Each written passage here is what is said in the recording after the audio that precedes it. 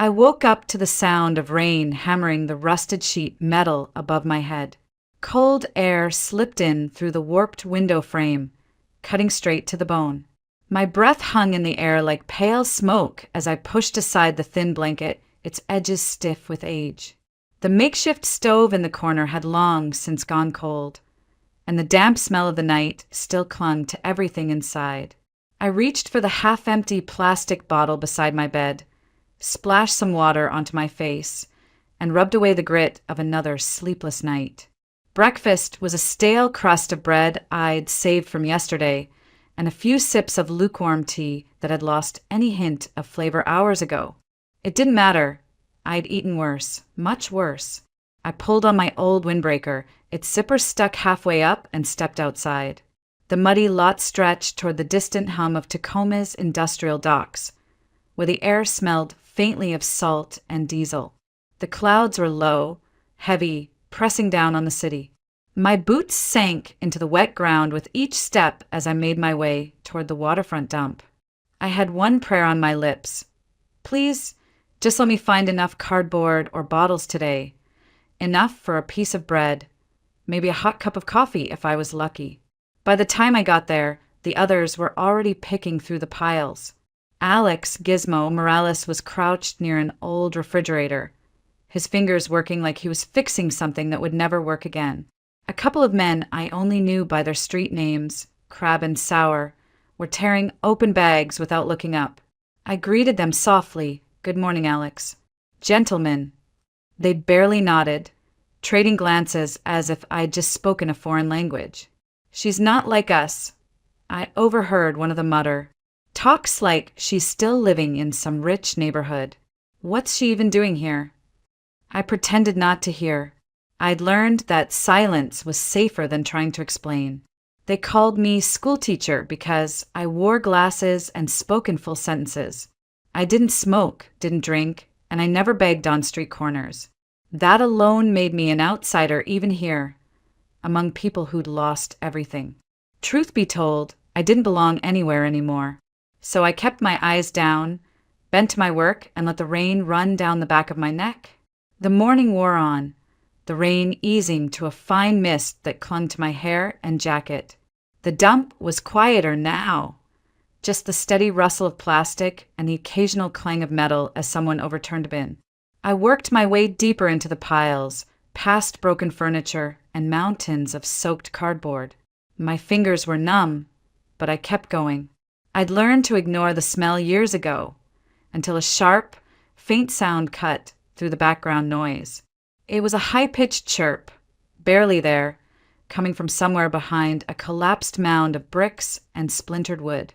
For a second, my chest tightened. More than once, I'd found kittens tossed into bags, tied shut like garbage. People could be cruel in ways that never stopped surprising me. I'd seen those bags before. Sometimes we got there in time, sometimes we didn't. I set down my sack of bottles and picked my way over the debris. The sound came again, sharper this time. I pulled away a piece of sheetrock and my breath caught. No kittens, no living thing at all. Lying in the dirt was a smartphone, its screen dark except for the small icon of a nearly dead battery blinking in the corner. I glanced around quickly. Gizmo was still hunched over his scrap pile, and Crab and Sour were arguing about a torn jacket. No one had seen. Without thinking, I slipped the phone into my pocket, its weight oddly heavy against my hip, and went back to pretending to dig through trash for another half hour, just enough to keep anyone from wondering why I'd left so soon. When I finally walked away, the sack over my shoulder held enough bottles for a cup of tea and maybe a roll from the bakery on 6th. But I wasn't heading straight back to my shack. Instead, I turned toward the old heating tunnels near the freight yard, where Gizmo sometimes set up camp.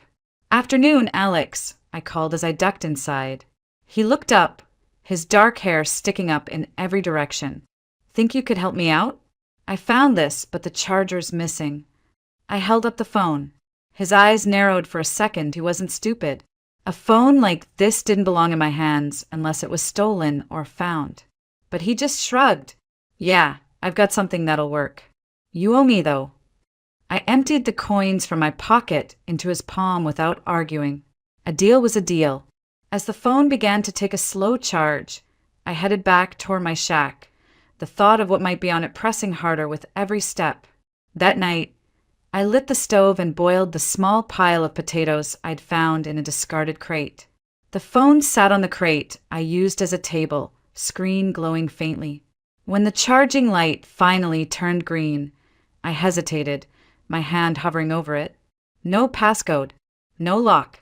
The home screen was almost empty, no photos, no messages, just a few folders. I opened one at random, and that was when the air seemed to leave the room. There he was, Victor Ellison, my husband, the man I'd been told was dead, standing alive, healthy, smiling in a tuxedo beside a young woman in a wedding gown. And the date at the bottom of the screen was last month. I felt my knees weaken, the world tilting under me. My husband hadn't been murdered. He'd been living, celebrating, starting over, while I rotted away in prison for his death. And in that moment, the cold inside me turned into something else entirely. Before the streets, before the dump, before the smell of damp cardboard clung to my clothes, I was somebody. I was Martha Ellison, daughter of Raymond Ellison, the man who built Ellison Couture from a single tailor shop into one of Seattle's most sought-after fashion houses. My childhood was all glass and light. Weekend trips to the San Juan Islands, piano lessons in a sunlit room, private schools where every hallway smelled faintly of polished wood and perfume. My mother, Julia, was gentle but unyielding when it came to manners. My father was stricter still, insisting I work twice as hard as anyone else, because Ellison meant something, or it used to. When I left for university, there was never a thought of a dorm room. My parents bought me a small, airy condo downtown, with floor-to-ceiling windows and a balcony that overlooked Elliott Bay. I studied languages, dreaming of becoming an interpreter, someone who could move effortlessly between worlds. My father approved. He liked the idea of a career that was both sophisticated and profitable. Even then, I kept to myself. I didn't go to parties, didn't drink, didn't smoke. I wasn't shy exactly, just unwilling to waste time on things that felt empty. My glasses and my serious manner made me the quiet girl in every room. That never bothered me until Victor. We met at a fashion show in the city, one of those events where champagne flowed like water and every seat was occupied by someone in the business. I was there on behalf of my father's company, studying the latest designs, taking notes. Victor was introduced as a promising new designer, tall, well-dressed, the kind of smile that made you feel like you were the only person in the room. "Would you care to join me for dinner?" he'd asked, as if it were the most natural thing in the world. I surprised myself by saying yes.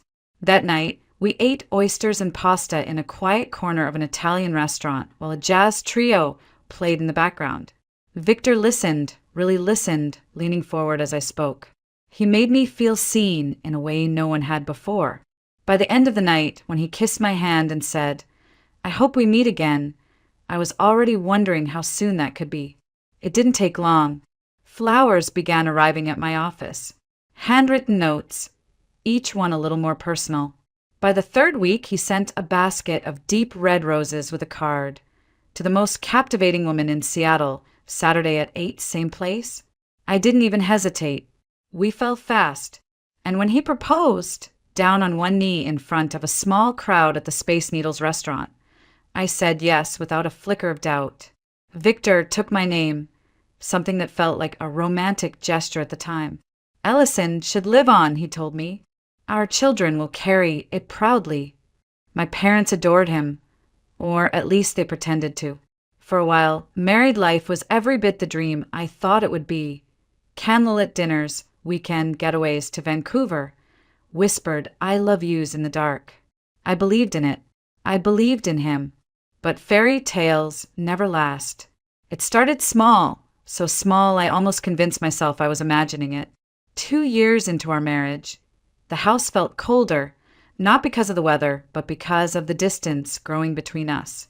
We'd been trying for a child since our honeymoon, but month after month, nothing.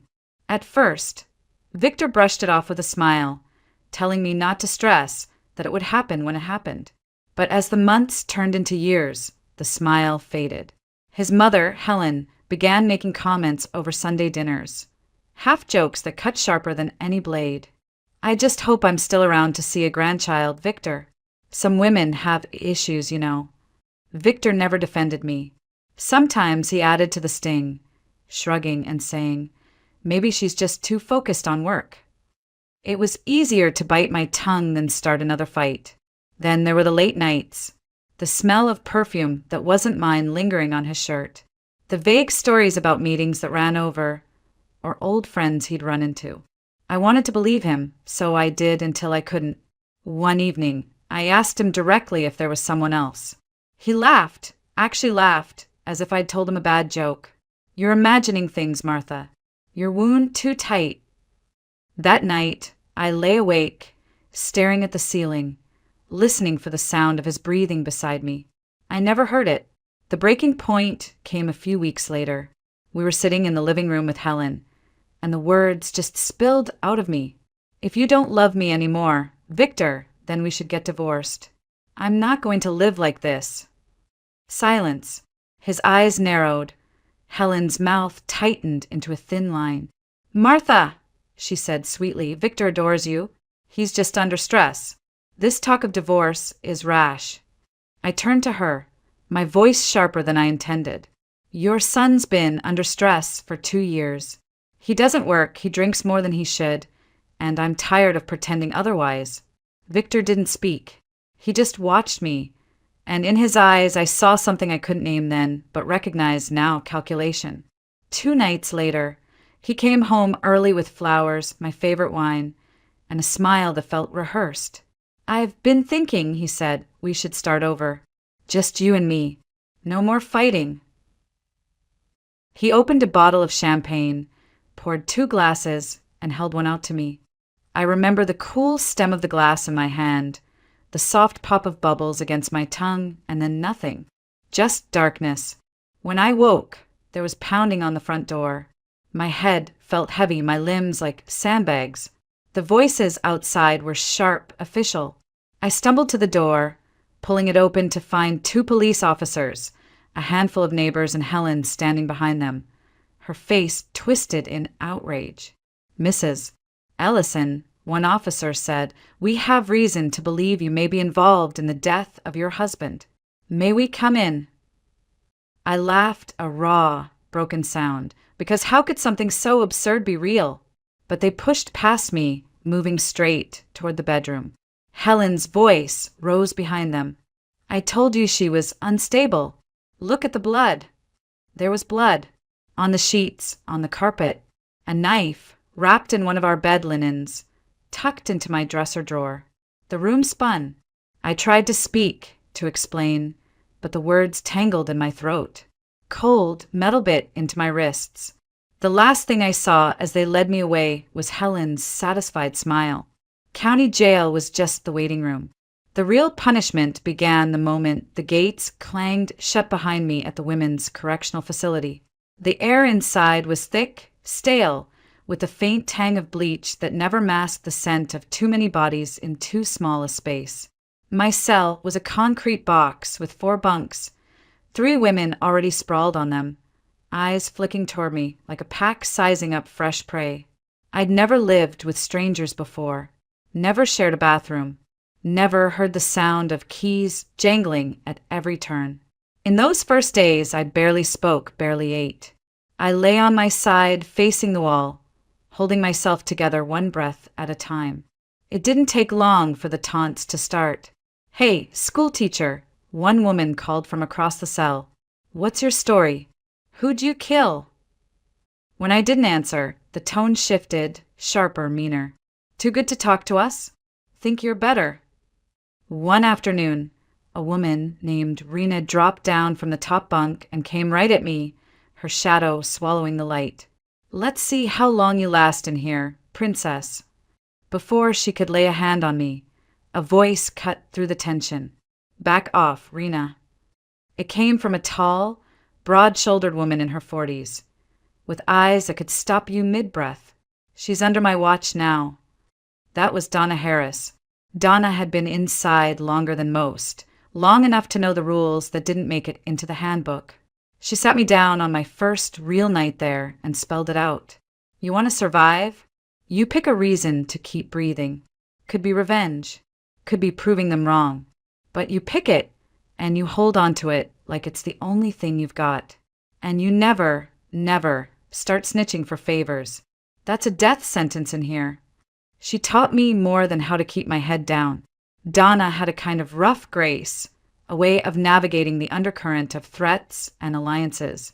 She showed me how to stand my ground without starting a fight, how to make myself useful so I wasn't seen as dead weight. My hands found work at the sewing tables, hemming uniforms, repairing torn laundry bags. It was menial, but it was something I could control. Over time, the walls stopped feeling like they were closing in every hour of the day. I still woke in the night, heart racing, replaying that last evening with Victor. But instead of breaking me, those memories started to harden into something else. Not just grief, not just shame, resolve. I would survive this place. And one day, somehow, I would make them all answer for what they'd done to me. 6 years. That's how long it took for the sentence to end, though it felt like a lifetime had been carved out of me. When they finally handed back the few things I'd had the night I was arrested, a pair of earrings, my glasses, a jacket that no longer fit, I stepped outside the gates with no family waiting, no friends, no place to go. I took the bus back to Seattle, clutching the worn strap of my bag, my heart foolishly hoping I could at least see my home from the street. But when I reached the old address, there was no trace of my life left. A couple I'd never seen before opened the door. The woman held a coffee mug. The man barely looked at me. "You've got the wrong house," he said flatly, and when I tried to explain, he shut the door in my face. I begged them to let me take whatever might still be mine. A coat, a photo album, anything. They threatened to call the police if I didn't leave. The company was worse. Ellison Couture had been sold. New owners. New logo. The man in charge, some slick executive named Edward Harper, refused to see me. The security guard, someone who had once greeted me with a smile, looked right through me as if I'd never existed. "Ma'am, I'm going to have to ask you to step away from the building." I walked for hours that day until my feet ached, the drizzle soaking my hair flat against my head. By nightfall, I was just another figure under the overpass in Tacoma, wrapped in a blanket someone had left on a bench. I told myself it would only be temporary, a week, maybe 2, but weeks turned to months and months into a year. Then came the phone, the video, Victor alive, laughing, married to someone else. The fury that surged through me was like nothing I'd felt since the night I was arrested. It burned away the numbness I'd been living in, replaced by something sharp, dangerous. The next morning, I washed my hair in the sink at the shelter, pulled on the cleanest clothes I had, and walked straight to the police station. My heart pounded so hard I could feel it in my ears. At the front desk, a young officer barely glanced up as I explained why I was there. "So let me get this straight," he said, smirking. "Your dead husband's actually alive, and you've got proof on a phone you found? Lady, you expect me to believe that?" "I'm telling you the truth," I said, gripping the edge of the counter. "I was framed. I spent 6 years in prison for a murder that never happened." He leaned back in his chair. "Sounds like you just want a reward for turning in a phone." Tears burned my eyes, but I held my ground. I don't drink. I don't lie. And I'm not leaving until someone listens. That was when I heard a deeper voice behind me. "What's going on here?" I turned to see a tall man with close-cropped hair and a face marked by a thin scar running from his cheekbone to his jaw. His eyes were sharp but not unkind. The desk officer waved a hand. "She's spinning some story about her husband coming back from the dead." The man stepped closer, studying me like he could see past the dirt under my nails, past the fraying edges of my jacket. "Ma'am," he said, "come with me. Let's hear it all from the beginning." That was how I met Detective Stephen Carter. Stephen Carter wasn't the kind of man who wasted words. In his office, he closed the door, sat across from me, and said, "Start at the beginning. Don't leave anything out." I told him everything. My marriage to Victor. The night I blacked out, waking to police at my door, the trial, prison, the dump, and finally the video on the phone. When I was done, I slid the phone across his desk. It's all there. Date stamp and everything. He watched the clip twice, his expression hardening. "You're saying you served 6 years for murdering this man," he said slowly, "and he's walking around free?" "Yes," I whispered, "and marrying someone else." Stephen leaned back, rubbing his jaw. "Leave the phone with me. I'll look into it. Where can I find you?" I hesitated, then gave him directions to the small shack I'd claimed near the industrial edge of Tacoma. He reached into his wallet and handed me a folded stack of bills. "Get something to eat, something warm, and stay put until you hear from me." For the first time in years, I felt the smallest flicker of hope. Within days, Stephen had pulled my old case file and seen what I'd never been allowed to see. Contradictions, missing reports, statements from neighbors who all told the exact same story in the exact same words, too perfect to be real. And not one scrap of direct evidence that Victor was dead. He dug into Victor's trail and found him in Portland, Oregon, living under the name Victor Roman, preparing to marry Madison Blake, an heiress whose father had left her a trust fund. The pattern was textbook.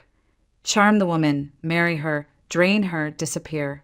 Stephen didn't tell me the details until much later. At the time, all I knew was he showed up one morning and said, "I'm going to see him. Alone.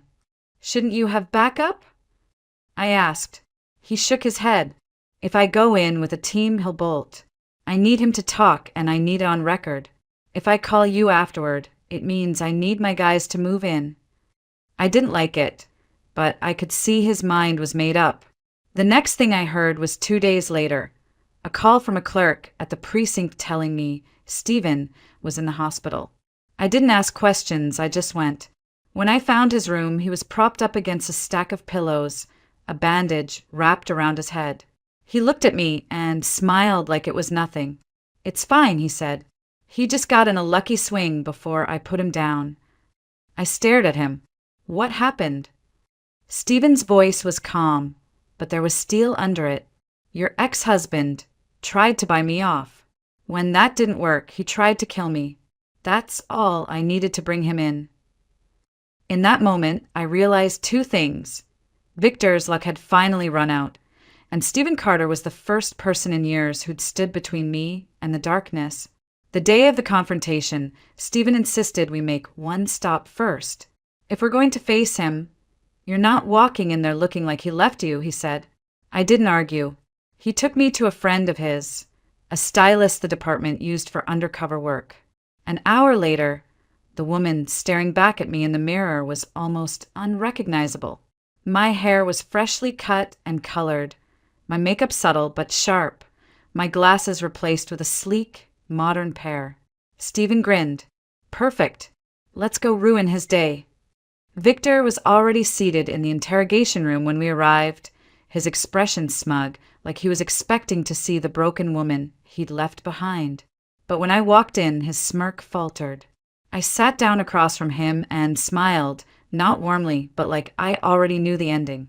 "Hello, Victor," I said evenly. Or should I say Victor Roman? Or was it something else before that? I lose track of all your names. He leaned back, trying to recover. "I see prisons made you bitter." I tilted my head. "Prison made me patient. Now tell me, how exactly did my husband's blood end up all over my bedroom the night you disappeared? Or should I guess you bought off the lab too?" Something in his eyes shifted. Maybe he thought confession would make him look clever. Or maybe he just wanted me to know how thoroughly he'd played me. "You can't buy a real lab," he said with a shrug. So I cut my own hand with the same knife. A little blood goes a long way. And the champagne? Just one pill knocks you out for hours. By the time you woke up, it was all set. Everyone already believed you'd killed me. I felt my stomach turn, but I forced myself to keep my voice steady. And the infertility, That made him smile. A slow, venomous curve. Didn't want kids. Easy fix. Slipped something into your food over time. Cost a fortune, but it worked. Stephen's hand tightened on the edge of the table. That's enough, he said, voice low. You've just admitted to falsifying evidence, assault, and conspiracy to commit fraud. And we've got it all recorded. Victor's gaze darted to Stephen. We can work something out, name your price. Stephen stood. The only thing you're buying now is a cell. When it was over, Victor and Helen were both in custody, each facing the maximum sentence. The judge who'd presided over my trial was exposed for taking bribes and carried out of the courthouse on a stretcher after an apparent stroke. My record was cleared. Walking back into Ellison Couture as its rightful owner felt surreal. I didn't keep a single person from the old guard. Fresh start, new logo, new designs. But the best day wasn't the one I got my company back. It was the one I walked into the waterfront dump in a tailored coat and handed out food and warm clothes to the people who'd once let me search beside them without shoving me away. Some debts aren't paid in money. Stephen and I never talked about what we were to each other at first. He was busy helping me navigate the mess of paperwork, court hearings, and property transfers, and I was busy trying to remember how to live like a free woman. But somewhere between the late-night calls about legal filings and the quiet cups of coffee in his kitchen, I realized I trusted him completely. That was something I hadn't felt in a very long time. It was me who said it one night, sitting across from him on my newly reclaimed porch. I don't want to just survive anymore, Stephen. I want a life. He looked at me for a long moment, then simply said, Then let's build one. We were married quietly, no grand gestures, just the two of us and a handful of people who'd earned the right to stand beside us. But something was missing. The house felt too quiet. It was my idea to adopt. There's space here, I told him. Enough love for more than just us. And I know you lost your little boy. Maybe we could give another child a home. He nodded without hesitation. We'll go tomorrow. That's how we met Lily. She was 3 years old, small for her age, sitting alone in the corner of a noisy playroom at the foster center. She didn't speak, not even when I knelt beside her and told her my name, but she slipped her tiny hand into mine, and that was enough. It took months of patience, surgery to fix the limp she'd been left with after an accident, and more bedtime stories than I can count before she spoke her first word to me. I'd been washing windows on a ladder when I lost my footing and twisted my ankle. She came running, eyes wide, and blurted, Mommy, are you okay? The word Mommy filled the room warm and bright. I forgot about the pain entirely. Not long after. Life gave us one more miracle. I was pregnant. The doctors couldn't explain it, and I didn't ask them to. All I knew was that the family I thought I'd never have was suddenly real, breathing, laughing under my roof. These days, our evenings are spent in the park, watching Lily race toward the swings while Stephen holds my hand. Sometimes I catch him looking at me with that same steady gaze he had the first day we met, and I realize he saved me in more ways than one. Justice gave me back my name, my company, my home. But Stephen and Lily gave me something even greater. Proof that the life I'd lost wasn't gone forever. It was just waiting for me to fight my way back to it. And I did.